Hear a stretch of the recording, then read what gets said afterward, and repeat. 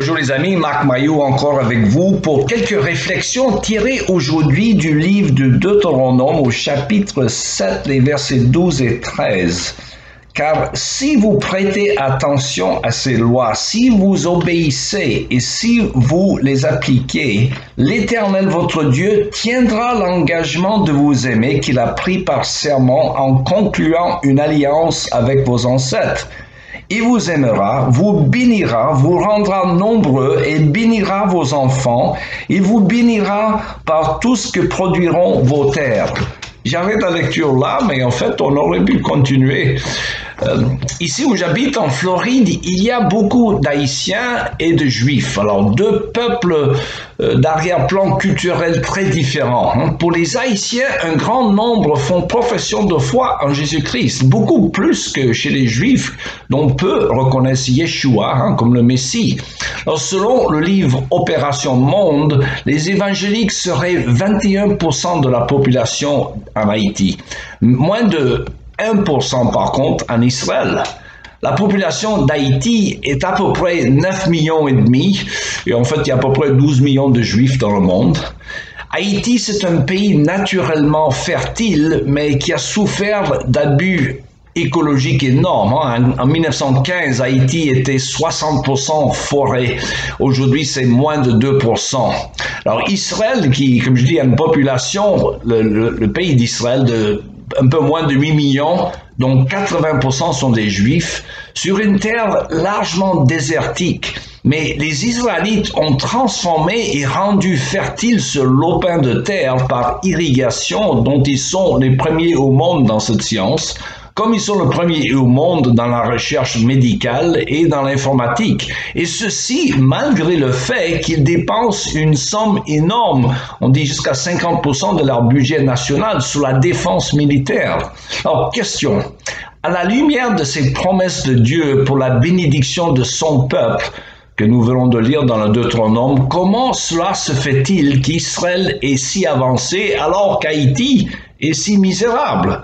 Comment peut-on expliquer que les Juifs, en 72 ans depuis 1948, ont transformé leur pays désertique en un îlot de prospérité dans une mer de sous-développement musulman, alors qu'Haïti, où beaucoup de gens prétendent être chrétiens, qui était autrefois une superpuissance en quelque sorte au XVIIIe siècle, Haïti continue à vivoter dans la saleté et le sous-développement avec presque 75% de son peuple illettré. La réponse, je pense, requiert une meilleure compréhension des bénédictions de Dieu et les effets secondaires de sa grâce. En Deutéronome chapitre 5 verset 9, le Seigneur affirme qu'il visite l'iniquité des pères sur les fils jusqu'à la 3e génération et même la 4e génération de ceux qui le haïssent. Mais il leur montre sa miséricorde à des milliers qui gardent ses commandements. Fin de la citation. Autrement dit, les actions des parents ont des répercussions sur leur postérité, pour le bien comme pour le mal. Alors du côté positif, les Juifs ont été les premiers à posséder les oracles de Dieu, dont le mandat culturel avec l'ordre de Dieu de subjuguer la terre et d'en prendre soin. C'était donné dans la Genèse. Les Juifs ont plus ou moins transmis cette sagesse à leurs enfants, même ceux qui ne marchent plus dans la foi de leurs ancêtres. Alors, assujettir la terre est devenu donc naturel pour les Juifs, dont la tendance à dominer le monde intellectuel est légendaire.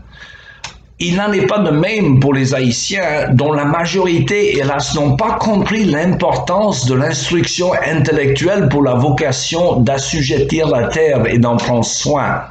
Les Juifs, eux, ils ont largement transmis ces bonnes habitudes à leur postérité, avec les conséquences résiduelles bénéfiques que Dieu promettait pour tous ceux qui appliquent le mode d'emploi de sa parole dans ce monde déchu. Il n'est pas étonnant que les 12 millions de Juifs dans le monde, qui ne représentent que 0,3% de la population mondiale, aient gagné presque 20% des prix Nobel jamais discernés. Je parle des vrais prix Nobel. Les musulmans, par contre, qui sont 1,3 milliard dans le monde, n'ont gagné que 3 prix Nobel. Alors, Quant aux chrétiens en Haïti, ils n'exercent pas une grande influence sur la société pour la simple raison qu'ils n'ont pas appris à penser bibliquement, car ils sont largement ignorants de la parole de Dieu. Ils sont plutôt descendants des peuples dont les ancêtres leur ont relégué une tradition de vaudou, de superstition et d'occultisme.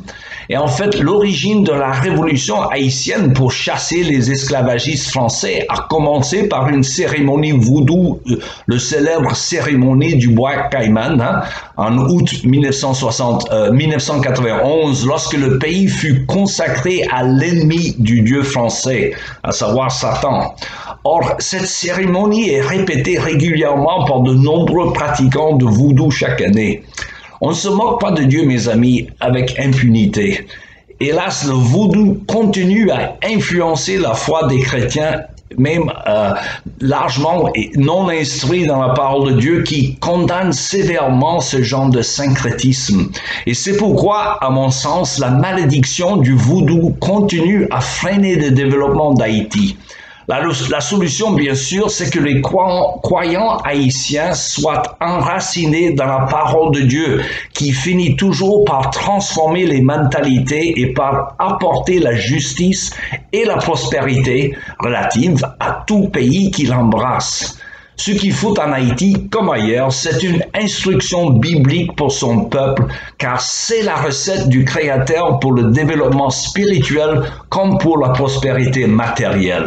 Voilà, quelques idées à mijoter aujourd'hui. Il me reste qu'à vous souhaiter une bonne journée et à la prochaine.